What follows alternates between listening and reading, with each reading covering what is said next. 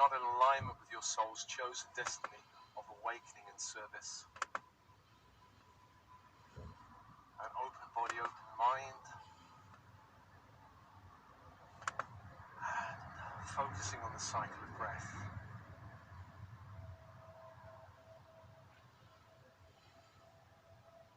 On the in-breath is the invitation of light into the physical body, the bones of the body, the joints and vertebrae of the body.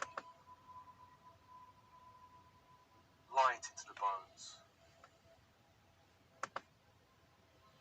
Anywhere you are holding lower energies or frequencies from the 3D world, surrender on the out-breath, sending it back to the light, back to the universe. Allowing more light, more space in your physical vehicle.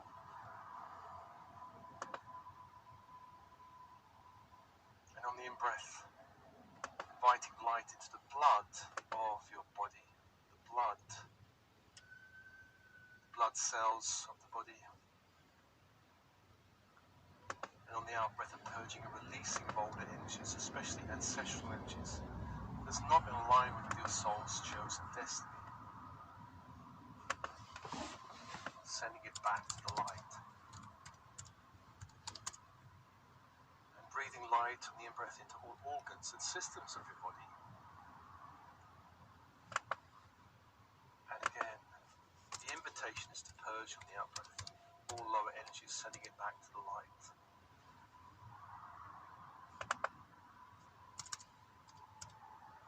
Following that cycle of breath, I call to you your team and spirit of the highest light resonance, your higher self, your monadic self, the oversoul. All helpers, guides, 5D to 12D helpers, guides, angels, archangels, star beings, star races, all specialist teams in spirit working with you. Come be with you now. Come be with you now.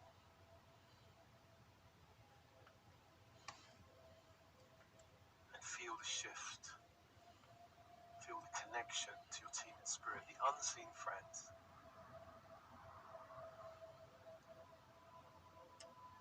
And let's call the archangels of the horizontal plane, beginning in the east with Raphael, archangel of air. The symbol of this angel is a crystal wand. And the energy of this angel is emerald green fire. Calling now that fire into your space to hold the space. Emerald green fire into the space.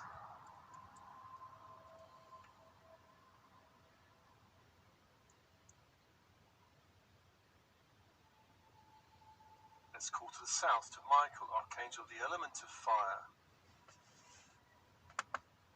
The symbol of this angel is a sword of blue flaming light. And the energy, electric blue fire. Calling that fire into the space to hold the space, your space.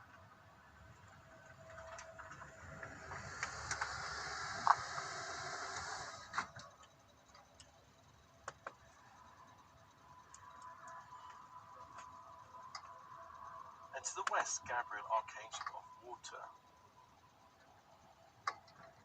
The symbol of this angel is a silver chalice or cup. The energy, diamond white fire. Invite that fire into the space to hold the space. Hold the space and open, breathe.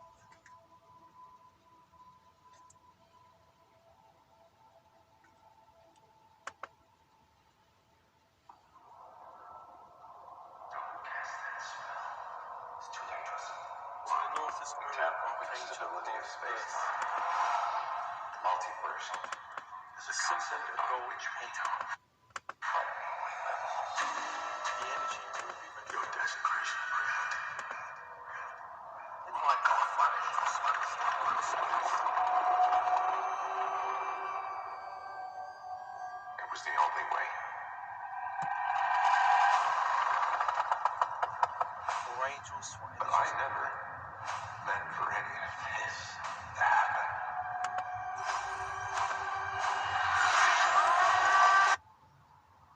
Let's call to the vertical force angels, beginning with Metatron, are catered to the great central sun to bring down the golden white light the Stargate Plus.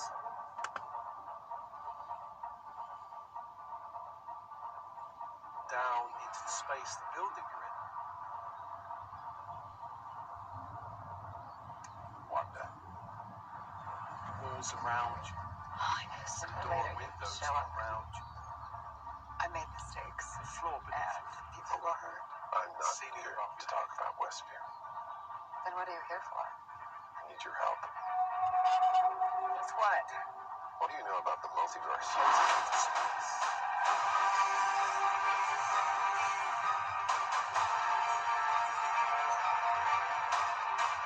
I'm sorry, Bring that Stephen. energy down through you. I hope you understand. The greatest threat to our universe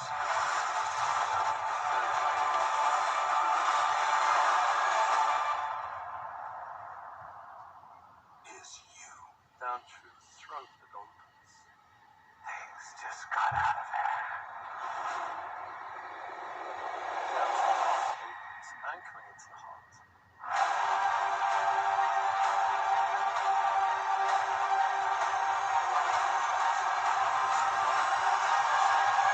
And breathe.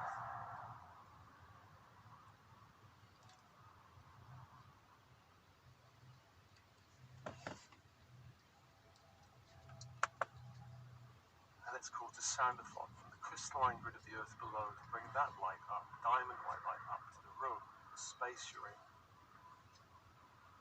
I think we should explore a few solutions. Grammarly suggestions catch when you're...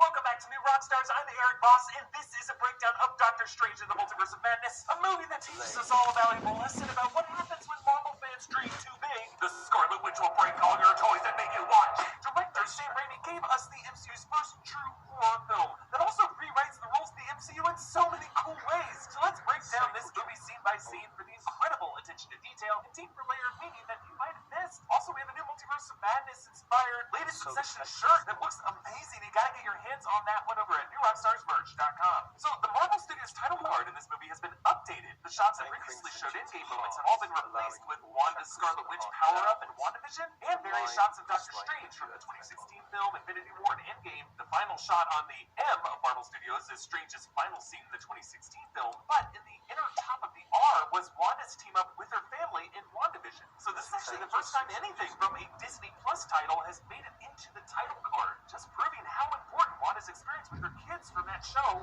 is to this movie. Also, fun to note that behind Wanda's family in that shot is the Westview Cinema with Oz the Great and Powerful Plane, a 2013 movie also directed by Sam Raimi. Oz and its witches definitely have parallels in this movie's story. I'll get to that later. The film opens in the Gap Junction as Defender Strange races with America Chavez toward the Book of Ashanti, fleeing this ribbony monster marked with runes. Later we learn a puppet marionetted by the Scarlet Witch. America Chavez is a young multiverse hopper from the comics who comes from the Utopian parallel, and you'll notice how the opening words exchange in this film are in Spanish, underlining Chavez's role as the first Latina superhero of the MCU, as well as the first LGBTQ plus superhero. Her star emblazoned jacket has a pride flag pin on it. On her jacket is also written the phrase "Amor es amor," Spanish for "love is love." Now, the Book of Vishanti, also from the comics, is a book of positive counterspells, sharing its name with the seal of Vishanti, the shape formed by the window of the Sanctum Sanctorum. Now, the Gap Junction is later described as a space between universes, and here it's presented as a sacred church-like plane, but now in ruins, as if the damage already done to the fabric of the multiverse in titles like Loki and Spider-Man No Way Home have taken a toll on this place. And this week, Marvel had Feige confirmed that the multiversal crises of those titles directly set the stage for the crisis of this film. The platform with the book on it has 16 walkways converging out from it, many of them broken off. A cool way of showing how all the universes are connected to this, all back doors leading to this one book, but many of those universes and those pathways have crumbled and eroded. Now, Defender Strange seems at first like the gallant to the goofus that we've known, multilingual, only using defensive Sense spells of like colour and crazy and vibrancy, binding, or hair lack tied back in a ponytail colour like the and vibrancy. chillest barista ever. But we learn the constant among all sense strangers, of a willingness to stability, sacrifice friends. solidity, In this case, or America. lack He says, of this is the only stability way. and solidity. And in the grand calculus of the multiverse, your sacrifice before it gets cut off. Both of these lines being Certain callbacks, linking path this strange variant to our Doctor Strange, who, after sacrificing the Time Stone in Thanos' Infinity War, told Tony Stark, There was no Standing in the present and moment, recently in Spider-Man No Way Home, told these exact words to Peter Parker in relation to the deaths of Norman Osborn and the rest being necessary. turn to face the calculus past. of the multiverse. Their sacrifice means One way infinitely will more represent than the their past. lives. Turn to But a face that fatally wounded direction. Defender Strange tumbles with America through a star portal, and the camera work of Sam Raimi and director of photography John Matheson rotate in a really fun way so that we wake up with our Doctor Strange in this bed, path, having there's a seen golden all of thread this as that a leads dream. all the Now, way this movie back actually defines all of golden dreams thread. as us seeing into the lives of our multiversal selves, a concept that has been explored in real-world metaphysics, but in the MCU poses some interesting questions. More than Feel that nightmares, golden Wanda gave thread. the Avengers and Age of Ultron visions of other universes, Tony's dream that he Begin told to Pepper journey about in back Infinity along the War. path. Last night, I dreamt. We had a kid. Journey So back weird. along the path, perhaps We finding a needed way an of answer to journeying the quick travel to the magic Morgan. carpet. Of course, they would eventually have a kid named Morgan, so Tony's dream there likely was an alternate universe. So Strange glances over at his broken wristwatch, the one from the 2016 film given to him by Christine Palmer and broken by robbers outside Journeying back Carmontage, along the a watch path, face that he and left noticing broken there to are places reflect in the the path unhealable which wound of his may seem hands and his broken mastery of the mystic or and the mental dark. over the physical. In this film, the watch symbol evolves to symbolize his forever broken relationship with Christine and how that's actually okay. Strange uses magic to tie his tie, a reminder that his hands are still damaged from his accident in the 2016 film. His hands truly are In those his places, unhealable it's wound. called At the Angels wedding, of he Light. passes this mom with two sons. This is a little echo of the conflict that he's about to face with Wanda, trying to reunite with her sons, who are roughly the same age. Dr. Nick West returns in the 2016 film and reveals he too dusted in the blip and lost two cats and, oh yeah, a brother too. He ponders if there could have been any other path Strange might have taken in Infinity War. And by having to think about this, Strange faces that his sacrifice played the Time Stone, while it eventually led to the Avengers being able to fix things, sort of, in Endgame. It also left survivors living with the emotional toll of that conflict. And in Wanda's case, Thanos using that same Time Stone to render her heartbreaking killing of Vision meaningless. Strange turns a glass of water into wine, friggin' Jesus over here. Also reminding us of when he refilled Thor's beer mug in Ragnarok. Really the best way to use magic, if you ask me. Strange apologizes, saying that he made sacrifices to protect Christine, but that he's glad she's happy. Really, this whole movie is a tug of war between sacrifice on one hand and happiness on the other. Our heroes begin this movie thinking that sacrifice comes at the cost of personal happiness, but must learn by the end of the film that sacrifice, what we think we want, is really how we find deeper fulfillment and inner peace. Strange hears commotion outside and tugs his red pocket square, revealing it as his cloak of levitation. Releasing the dark The ship side got of trailer breakdowns for theorizing that pocket square was his cloak. I love how he summons it in free fall, making this his version of Tony Stark being caught by the Mark 7 armor while falling in the Avengers film. Now, this beast is initially invisible, similar to how the supernatural forces of Moon Knight are initially invisible to onlookers, but Strange decloaks it to reveal the squid monster of Gargantos, a lesser-known comics foe to Namor the Submariner. And I love how the animators use his single eye to characterize him. His surprise when Strange dismantles a bus, his eyelid crease to show anger, his pupil dilation when Strange severs his tentacle, and of course, the look of oh shit when the eye is about to get skewered. Now, Danny Elfman's score charges this whole film with a madcap, feverish energy, and here he uses some great horns. You as the young child. Our Master of Public Policy is unique in that you All the way can back to complete the it online end of the in path. 2 years.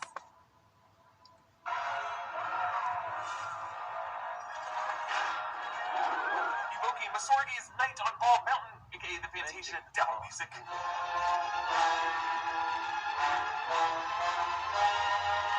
The back of the bus has an ad for La Llave Coffee, unlock a better day. La Llave being Spanish for key, a hint at Strange's upcoming quest to use his watch to unlock the back door, and also this Spanish-speaking superhero being the key to his multiverse. Also nearby is an ad for The Magic, a celestial tea. And when Strange jumps on a taxi, there's a sign behind him for Stan Lee's, which might be a nod to Stan Lee, whose real name was Stanley Lieber, and the 2008 Hulk movie paid tribute to him with Stanley's Pizza. Wong shows up to try to restrain Gargantos. Gargantos uses one of his suction cuffs to detach his 9, maybe showing how he does have some defensive moves against the kinds of attacks Namor might hit him done with. He this scales a into building, return Sam Raimi back evoking with his him, sequence right? with Doc Ock scaling the building in 2004 Spider-Man 2. Meanwhile, back at the wedding, behind Christine and Charlie is a cameo by this movie screenwriter, Michael Waldron. Strange uses his giant remote hands to use a lamppost to javelin Gargantos in the eye and then pulls that eye out. With its connective tissue looking a lot like Sam Raimi's hilarious flying eyeball in Evil Dead 2. Strange and Wong mention their recent deal with Spider-Man and No Way Home, and America asks if he shoots webs out of his butt, referencing how Tom Holland Peter and Andrew Garfield Peter were both pretty grossed out by how Tobey Maguire Peter's webbing came out of his body, a production design choice that was actually made by Sam Raimi in that initial series. Like, does it just come out of your wrists, or does it come out of anywhere else? Only the wrists. Now, wait, didn't Strange and Wong forget about everything after that movie's final memory wipe spell? Well, not exactly. They only forgot who Peter Parker is. They still remember a masked Spider-Man being part of their history. Like, notice here, they never call him Peter Parker. They're not really sure how his webbing works, just further proof that he's just back to being a stranger to them. But they still know of a Spider-Man existing in this universe. America shows them Defender Strange's corpse on the second room, and Strange buries him up there, saying that he's, quote, buried worse. I'm trying to know who else in Strange's life that he has buried and where. Now, they realize that the matching runes on the two beasts was witchcraft, and so we return to Wanda's kitchen in Westview, using the same WandaVision episode 2 Bewitched-inspired intro music, just composed by the Lopez's. In this kitchen, they have a hamster cage labeled Max, maybe short for Maximoff, replacing poor Sparky the dog. Billy and Tommy return here, back to wearing the same red and green colors as Wicked and Speed do in the comics. Wanda wakes up from this dream alone in her bed, and I love how the warm golden color tone in the room shifts to a colder gray as she sits up. Just another example of dreams being windows into our alternate selves. Then Wanda prunes branches in an apple orchard. Just some really cool symbolism here. She says apples eventually, as they haven't yet borne fruit, as her efforts to produce the life of her son has also been fruitless. She prunes errant branches, paralleling the ways he remains. The TVA would prune branch timelines to exert control of the multiverse, kind of like how Wanda has been using the Darkhold to X off universes without her sons in them. And these being apples definitely reminds us of the poisoned apple in the Queen of Snow White, which actually gets cured later on in this film. Strange says the flowers smell real, and Wanda claims she put reality warping witchcraft behind her after Westview, yet even here the simulation seems real enough to nearly fool Strange. They chat. What do you know about the multiverse? Liz had his theories. He believed it was dangerous. And then she drops the branches in a crate labeled Volkers or Yolkers. Now, in the comics, Wendell Volker is an academic who, along with Reed Richards, discovers that Baron Zemo has traveled back in time in a 2007 Thunderbolt story. Maybe this is on a Sokovia estate that Wanda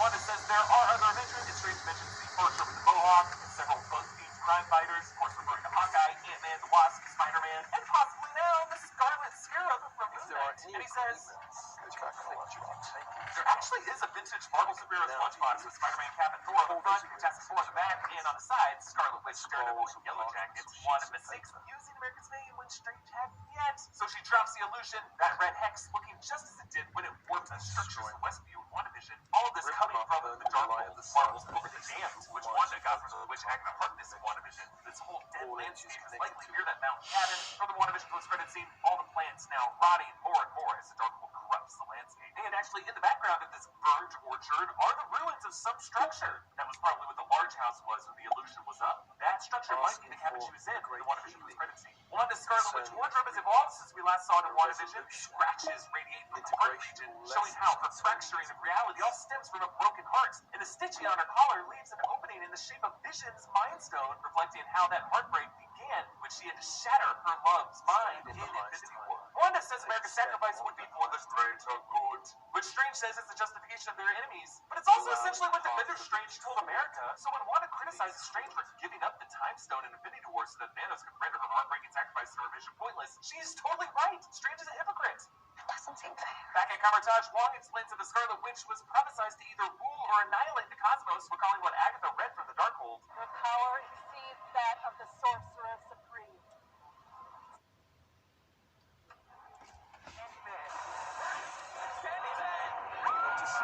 Difficulty or challenge. It's your destiny to destroy the world. Kamar-Taj mounts its defenses. Master Amir returns to the 2016 film, and we meet Sarah, likely based on Wong's romantic partner of Sarah Wolf in the comics, and the Minotaur Sorcerer of Rintra, also from the comics. Sorcerers from the Hong Kong and London sanctums join them. Remember the 2016 film film established the three sanctums of Earth being in New York, London, and Hong Kong. And behind that one guy, the portal to London has one of the city's signature red books. Because that always means one. Wanda arrives with a dark cloud, similar to the Wicked Witch of the West attack on the Emerald City, writing "Surrender, Dorothy," in smoke.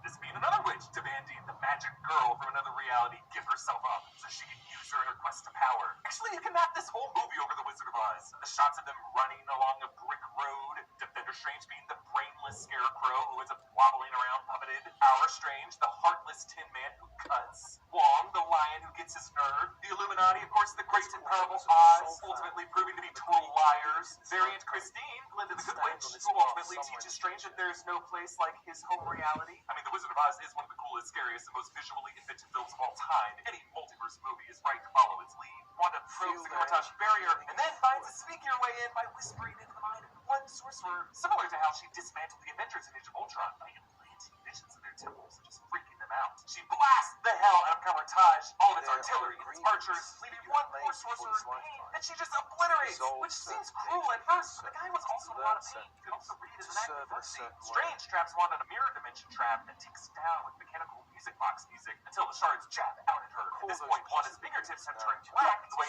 Agatha's did in WandaVision when she used magic derived from the Darkhold. They retreat into the inner chamber where the camera glides and distorts this door slam. Raimi shoots all this with the same claustrophobia and external evil trying to break in that made the Evil Dead so fun. And like the possessed woman there, we only see the demon hands reaching up to grab people, which is also the kind of imagery Raimi used to drag me to hell. Strange realizes Wanda's using reflective surfaces to get in, and as they rush to cover each mirror and puddle, on the first one that Strange covers for just a few frames, Raimi sneaks in one of Wanda's eyes, clearing up in Strange. Creepy. Wanda's eye returns to scare America, and then her hand reaches out through the gong as she crawls in with distorted limbs, looking like a girl from the ring. Strange unleashes serpents from his hands, looking similar to when Supreme Strange absorbed and weaponized into What If Episode 4. And Wanda begins to drain America's power, so Strange dives into America, and they tumble through the multiverse. And it is insane. They pass a dimension with 3 cloaked heads. These are the faces of the Living Tribunal, the ultimate legal cosmic entity in Marvel lore who oversees natural law of the multiverse, with 3 faces representing necessity, equity, and revenge. I like how here they are not on the same head, just 3 different heads. Maybe a way this universe in the 4th dimensional space shows how they would look from a 4th dimensional being. In the Infinity Gauntlet comics, the Living Tribunal acquitted Thanos for snapping away half of all life, and the Infinity War writer said that they actually drafted a scene where Strange and Thanos would have faced the Living Tribunal during their wizard duel. Then they enter this cosmic realm with all these curved paths that snake back toward their glowing source. Kind of looks like a mix of the Celestials, World Wars, and Eternals. I think we might be seeing Cerebro, Professor X's famous way of connecting with all the minds. Then they fall through a freaking beehive filled with bees lined with honeycombs. Now we later learn in this movie it was a bee landing on America's finger that first triggered her fear and opened the star portals that took her moms from her. Is this what the hexagons and the beekeeper from WandaVision were all about? Can someone tell me, please? Then they're underwater beside a coral reef, and some of those fish swim out with them back in the open air New York, where they have taxis with the ads Grindhouse Releasing, which is a company that remasters cult films that